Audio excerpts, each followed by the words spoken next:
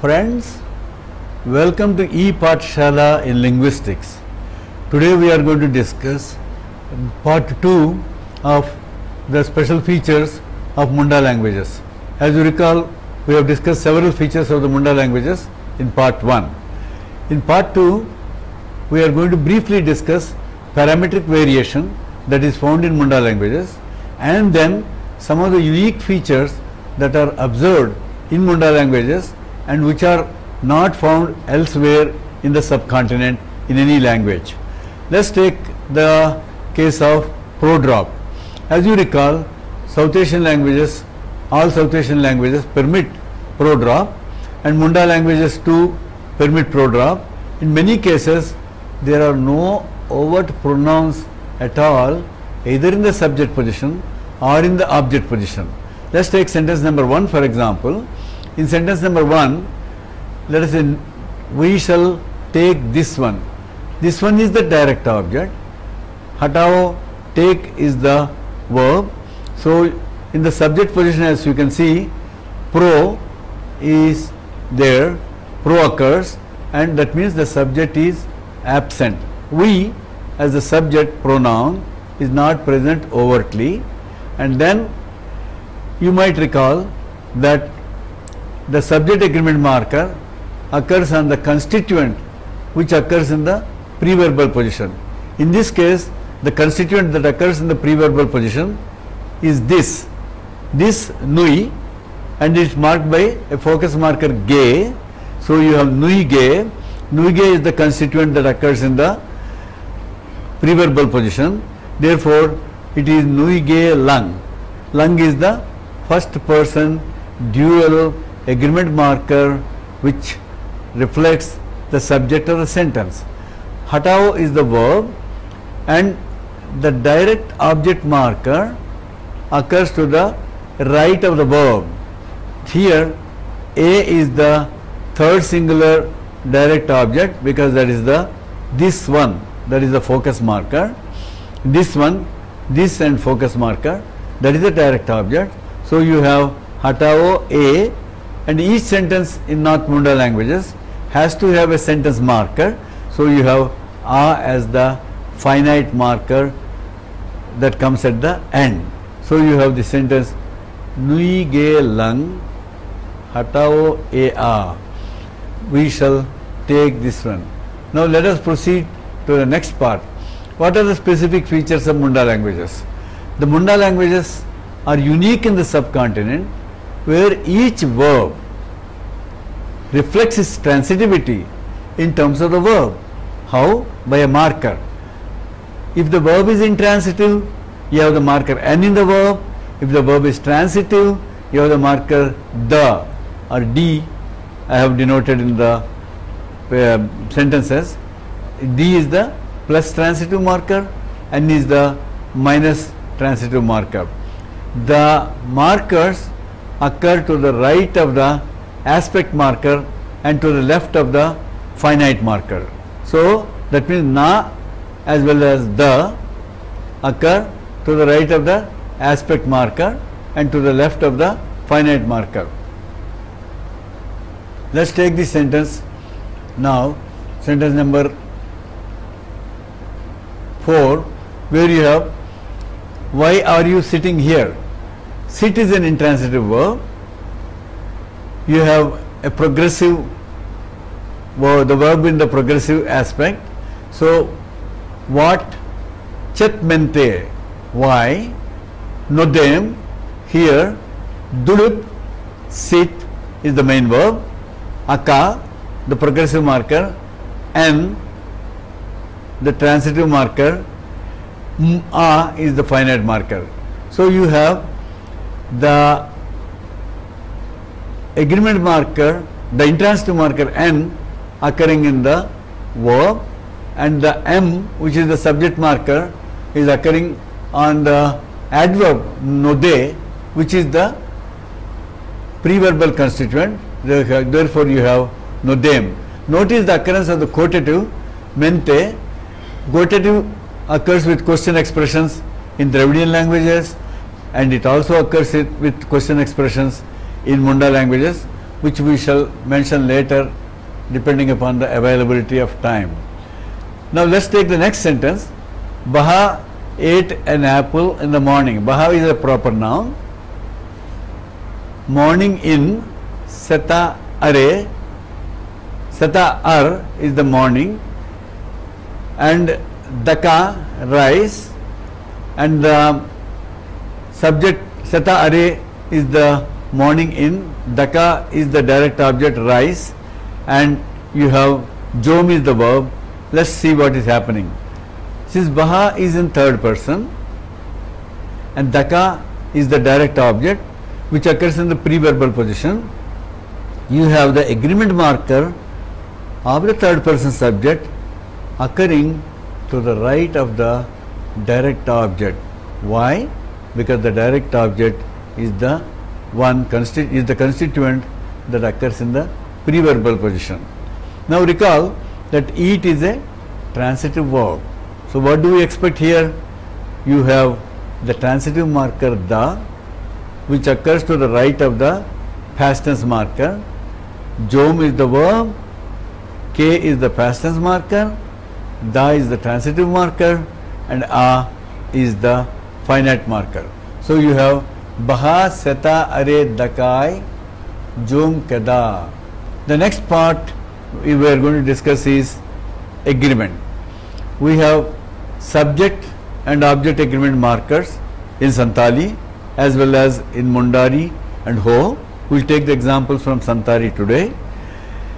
The subject agreement marker, as we have seen, occurs on the constituent, to the right of the constituent, that occurs in the pre-verbal position, and the subject agreement marker may also occur to the right of the finite marker at the end, and the object agreement marker, as we mentioned just now, occurs to the right of the main verb, which is followed by a tense or aspect marker, and that is the position that is earmarked to the right of the aspect marker, where you have the direct object marker. It could be the direct object marker or it could be the indirect object marker that occurs there. Let's proceed to the next one. So you have the sentence Baha ate an apple in the morning. Baha Seta are Dakai Jom Kada. This is the sentence which we have discussed just now.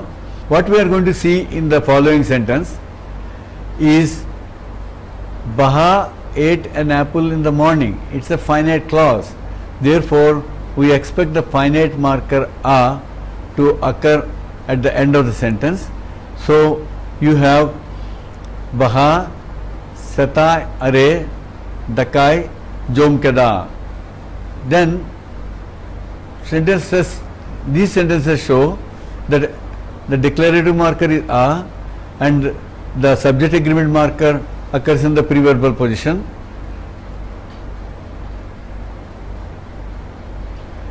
Now the subject agreement marker can keep moving. How? If the direct object Daka is pro-dropped, then what happens is the pre-verbal constituent that is there is Seta are. So it occurs to the right of the adverb, that is Seta are way, Seta are. So Seta are is a constituent, which means in the morning, and Seta are occurs in the pre-verbal position as there is no direct object. So you have the sentence Baha Seta are Jom Kada. Notice that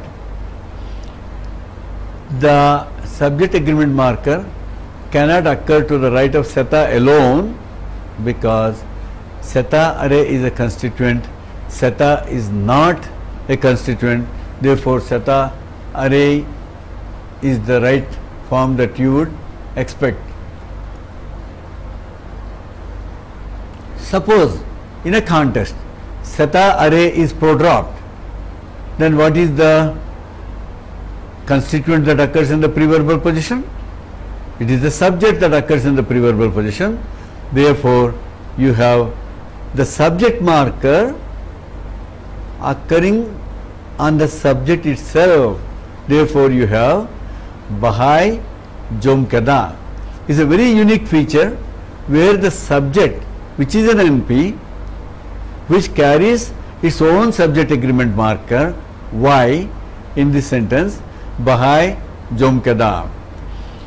What happens if the subject is also pro-dropped? Because these languages are heavy pro-drop languages like the Caucasian languages.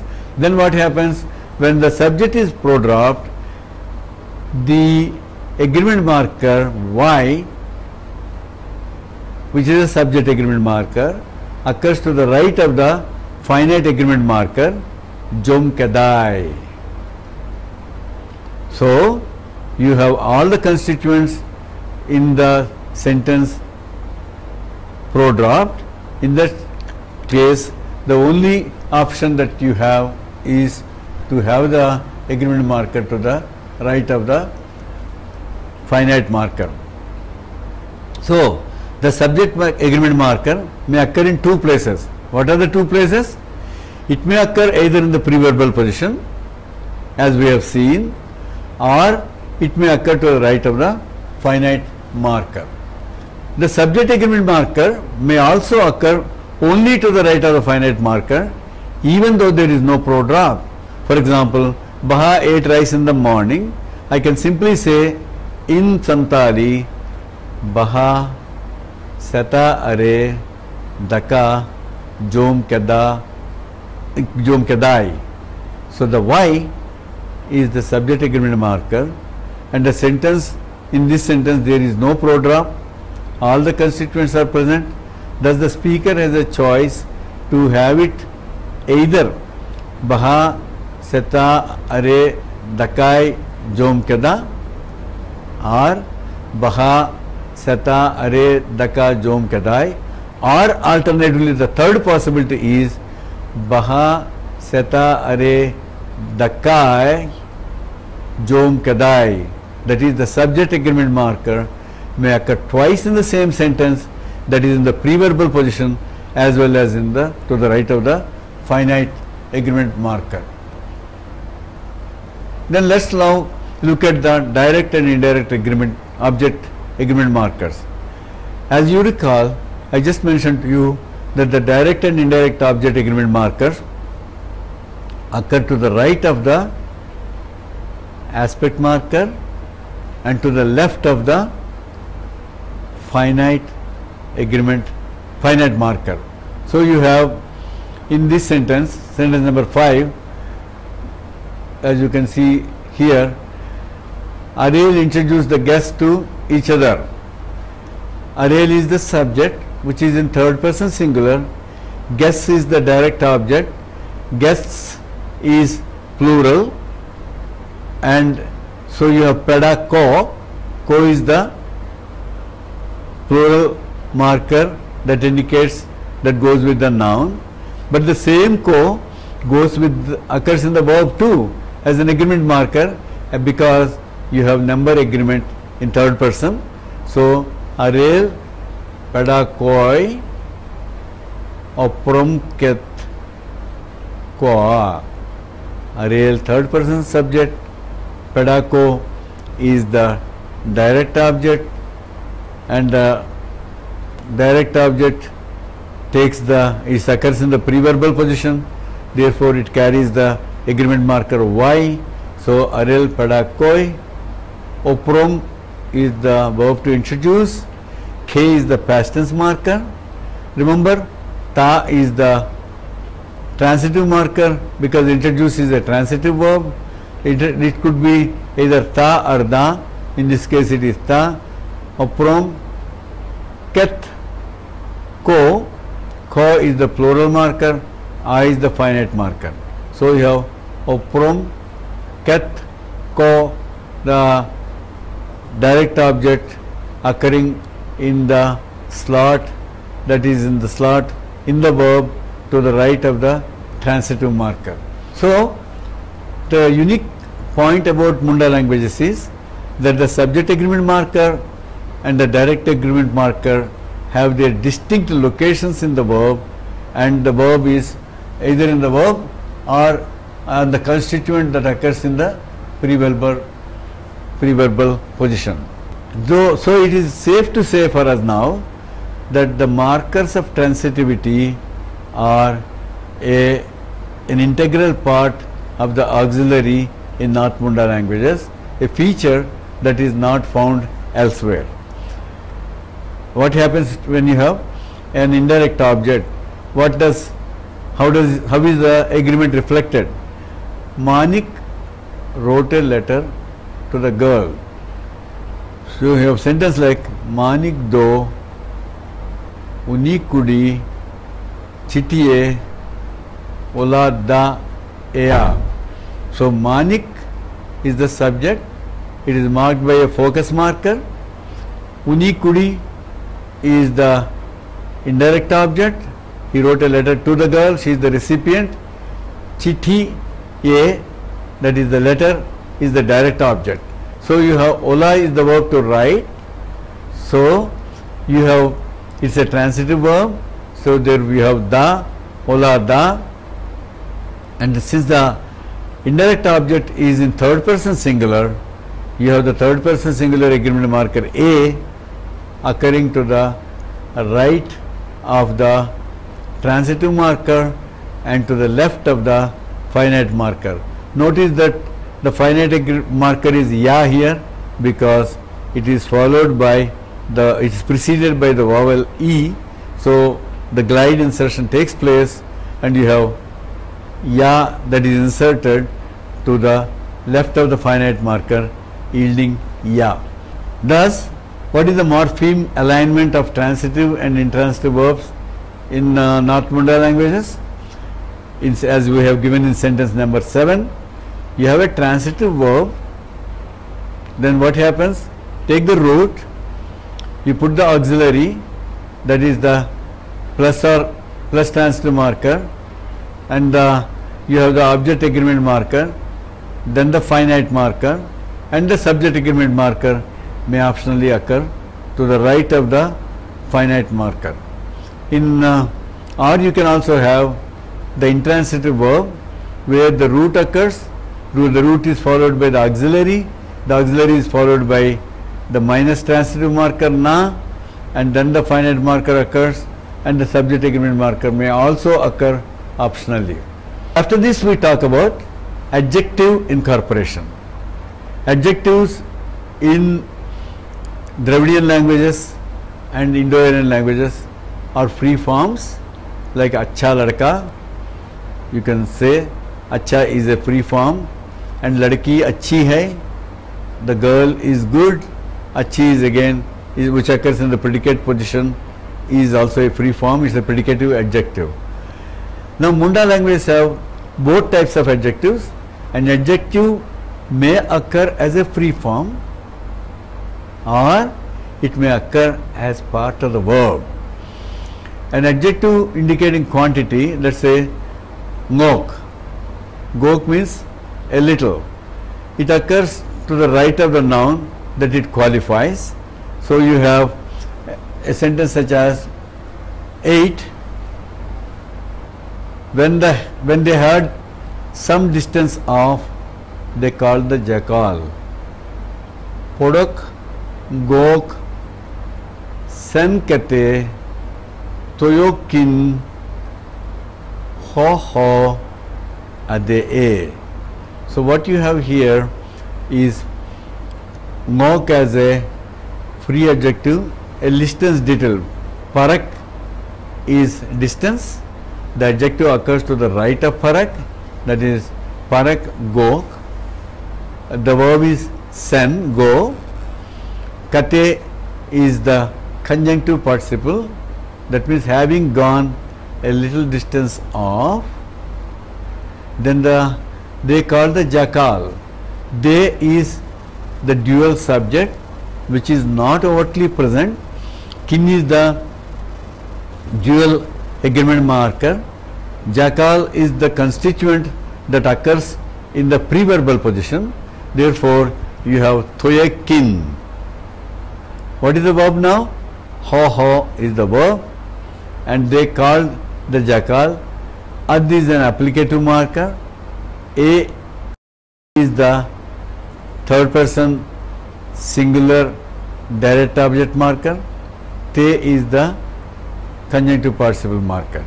So you have the adjective gok occurring to the left of the verb as a free form.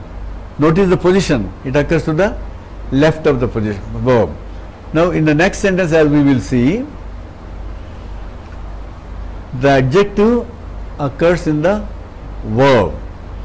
She suffered a little from a headache 3 or 4 days.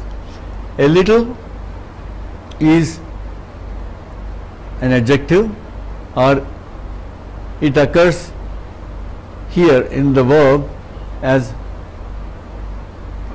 pe pon mahake bohok haso gok ledea.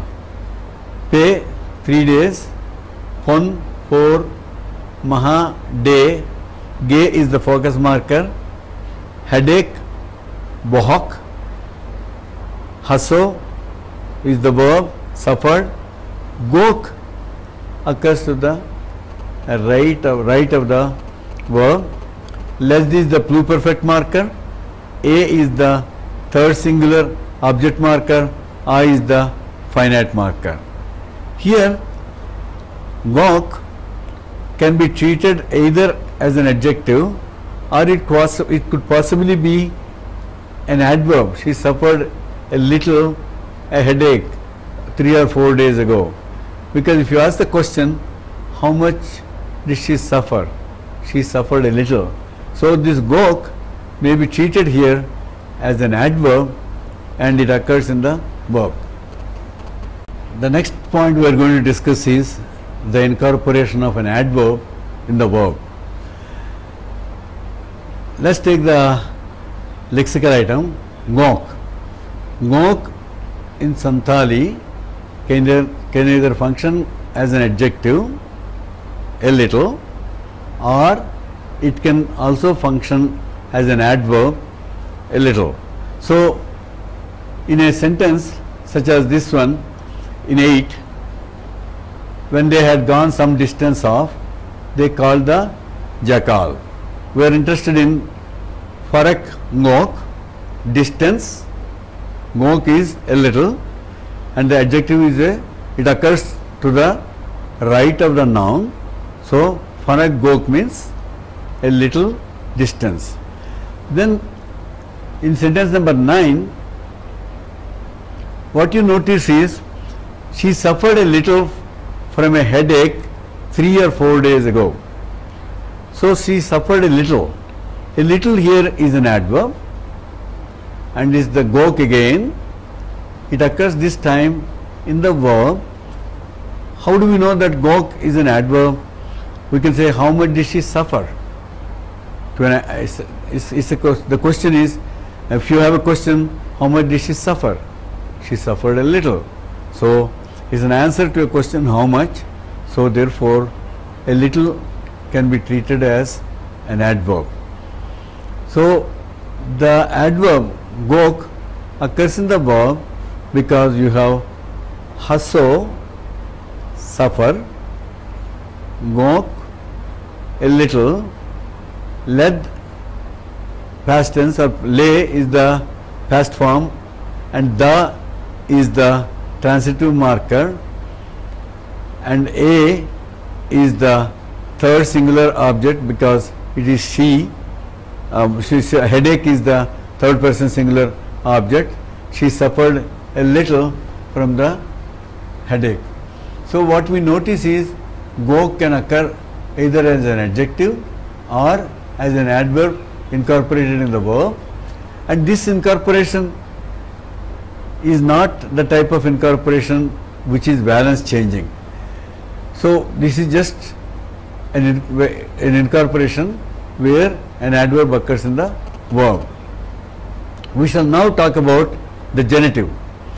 The genitive in Munda languages is ag, in Santali is ag.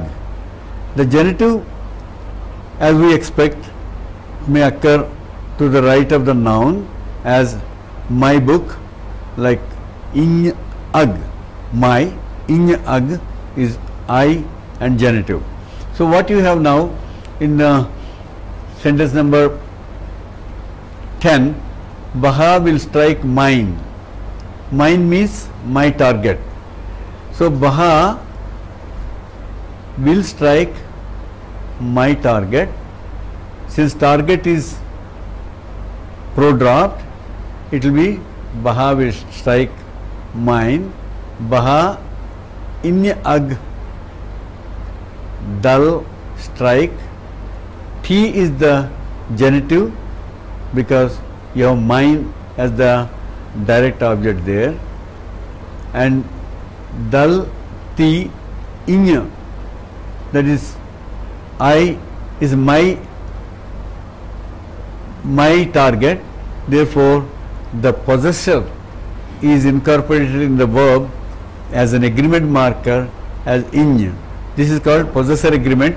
If you recall, we have noticed possessor agreement in Mar, where the possessor is incorporated in the verb in sentences like Lali washed her hands. Her is incorporated in the verb. A similar incorporation is also found here. So Baha will strike my target. My is the possessor of the target. Therefore you have dal is strike, my is incorporated the genitive as ta, then in is the possessor agreement marker, a is the finite marker, a is the subject agreement marker because Baha is the third person singular subject. As you recall, third person singular subject or any subject marker can occur to the right of the finite marker. So what we notice now is the occurrence of the genitive. It occurs with the possessor in ag. It also occurs the as a genitive, I can call it a genitive copy. Then the possessor itself is incorporated in the verb. I want you to see the rich data information that is given in various constituents as in ag, a free form, T, a bound genitive, a copy of the in, and in, the possessor. So you can find it in three places that is incorporated. So the significant point is that the free form ag and the incorporated form T, they are not homophonous. That means they don't have the same form. Then another distinct feature of Munda languages is, North Munda languages, is that there is no noun verb distinction. The same lexical item can be used either as a noun or as a verb. What do we mean by that? If it is a noun, it should be able to take a case marker, it should be able to take a plural marker. These are the tests for a noun. You should be able to take a case marker or a plural marker or a determiner, etc. If it is a verb, it should come in to the right of the verb stem or tense marker, etc. It should be part of the verb. So let us see a verb like how can you form a verb out of a noun? Since there is no distinction here, a noun such as food can occur in the subject position, or it can occur as a verb to eat. In Hindi, in some of the dialects of Hindi, Eastern dialects, you have noun verb combinations. For example, you can form a verb out of a noun. Take the noun such as lathi, which is a very common word which is borrowed in many Indian languages. Lathi is a noun, stick, and you can say latiana. That means to beat somebody. What is happening? Lati, the vowel is la, a, and the vowel is a long, but in latiana, the vowel is shortened, number one. You have added to the right of the noun ya, and of course na is the infinitival marker. Similarly bath, so as you would expect batiana, etc. So you can form, but it's not a productive process in, it's not a productive process in standard Hindi. Now let's take Mundari. Mundari, in Mundari, Jom means food. You are looking for food. The subject is second singular. What is the direct object? Food. Jom, M, the second singular subject agreement marker that occurs to the right of Jom, because Jom is the constituent that occurs in the preverbal position. Jom M Namtana. You are looking for food. Now the same lexical item Jom, as we will see now, occurs as a verb. I am eating the meat. What is the subject? I, which is pro-dropped. Ing is not visible, and meat is the direct object that occurs in the preverbal position. Therefore, jiluing. What is the verb? Jom. Jom tana. Jom is the verb to eat. Tan is the progressive marker. I is the finite marker. Therefore, you have Jom occurring as a noun as well as a verb. In Khadiya, another Munda language, in Khadiya 2, there is no distinction between nouns and verbs. In Khadiya, the lexical item rochog, side, may function either as a noun, as in 13, or as a verb in 14. As a noun, it can take the oblique case marker. That's a good test to prove that something is a noun if something takes the case, if takes a case marker. So as you can see in sentence number 14 on the screen, ho rochabte chulkinya. I went to that side. Ho is that, rochab is side, te is the direct object, chul is the verb to go, ki is the past tense marker, ing is the first singular agreement marker. Then I can also use rochab as a verb. How? Ho rochab ki inya. That is, rochab is used as a verb.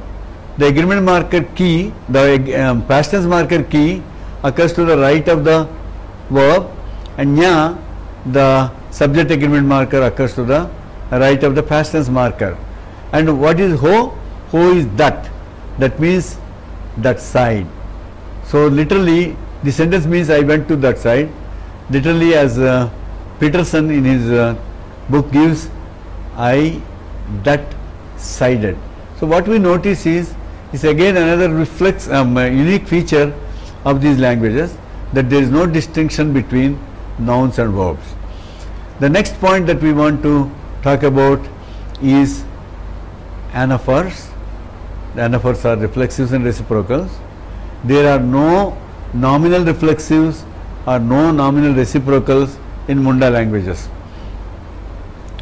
There is a verbal reflexive, there is a verbal reciprocal that occurs in the verb, and it is this verbal reflexive or verbal reciprocal that conveys the reflexivity or reflexive interpretation in a sentence.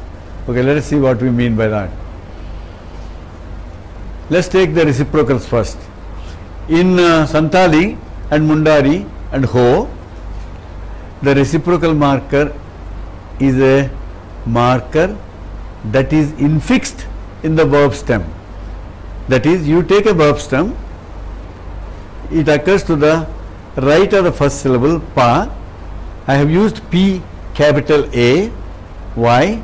Because the capital A signifies that this A harmonizes with the stem vowel. That is, if the stem vowel of the verb is, let us say, starts with A, like dal, hit, it will be dapal. Isi means to cook, it will be, you can expect EPC. Why?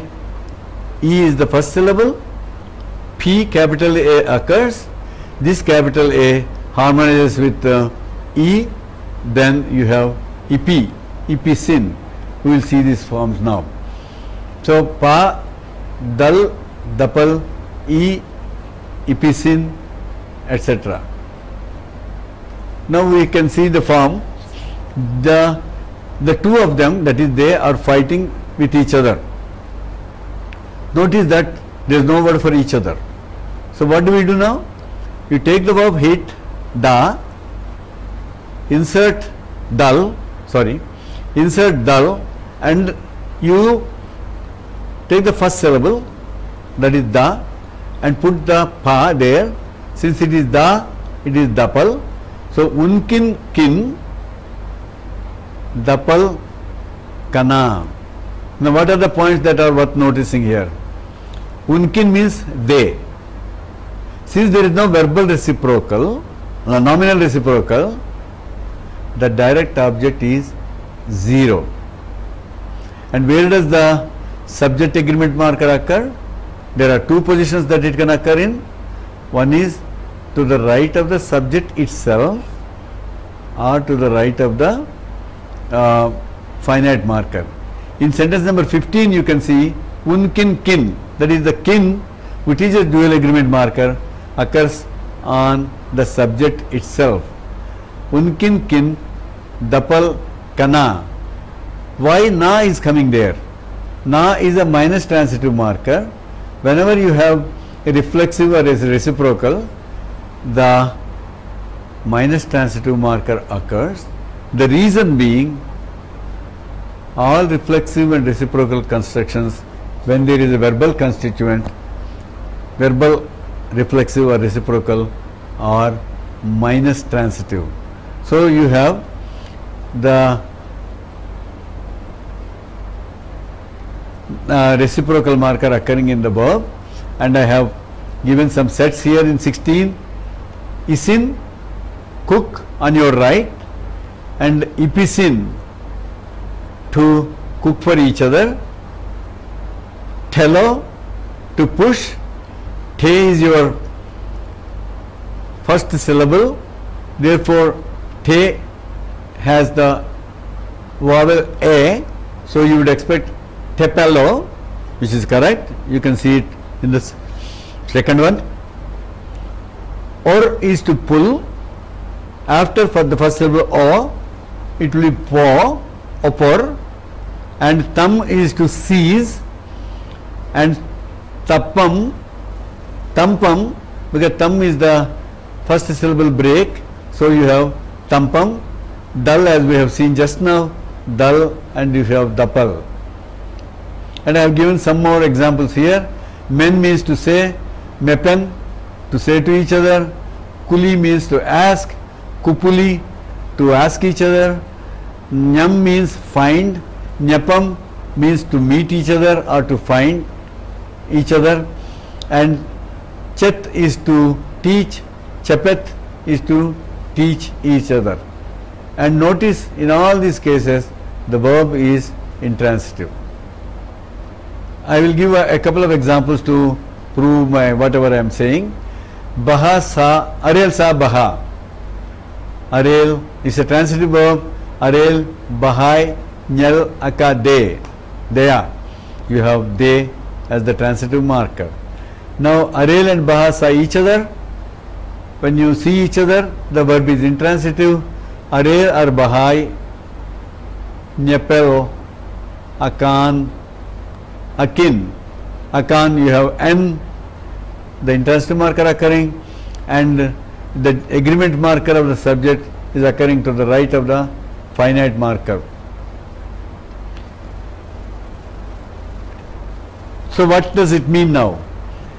The reciprocal marker or the verbal reflexive marker detransitivizes the verb, though syntactically speaking there are two constituents, the subject and the direct object, that is baha saw herself. Baha is the subject, herself is the direct object. They saw each other. They is the subject, each other is the direct object.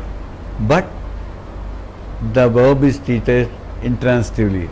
That means these verbs are syntactically monovalent but semantically bivalent. That is, they have two constituents but syntactically they are monovalent. That's why you have an intransitive marker that occurs with the verb. How do we know that the verb, why does the verb behave like an intransitive? Why does the verbal reciprocal or verbal reflexive behave like an intransitive? We can get evidence from the passive or decausativization. In Munda, North Munda languages, the verbal reflexive is homophonous with the passive. Take for example a sentence such as 23, you saw yourself in the mirror, or see Rame nel kena. The verbal reflexive n occurs there, and the passive also is the same, as you can see in sentence number. The passive marker is the same. I don't have an example right now, and it can also occur as an anti-causative. That is, you can take a transitive verb, make it intransitive by adding the verbal reflexive. That is, you have something like, as you have in sentence number 11a, Baha opened the door. Open is a transitive verb, so you have Baha duare jich keda. D is the transitive marker. The door opened, it's an inchoative, opened, and the door opened, open is an intransitive verb because there is only one constituent, that is the subject. Duvar jich ena. By the way, the same phenomenon happens in Dravidian languages as well as in Tibeto-Burman languages, where the verbal reflexive functions like a detransitivizer or an anti-causative, and it reduces the balance of the verb by 1. So in this chapter we have discussed some of the unique features of the Munda languages, where we have shown that the subject agreement marker occurs in the preverbal position, the direct object marker or indirect object marker occurs to the left of the finite marker and to the right of the tensor aspect marker. The subject agreement marker may occur either in the on the constituent that occurs in the preverbal position or to the right of the finite marker, and the subject agreement marker may in some cases occur on the subject itself, and the subject agreement marker may also be repeated. That is, it can occur on the constituent that occurs in the preverbal position as well as to the right of the finite marker. And now we have also seen that there is no nominal or verbal reciprocal, unlike in other South Asian languages, and you have the verbal reciprocal and nominal reciprocal, and these verbal reciprocal functions as a passive marker, as an anti-causative marker, etc. Thank you very much.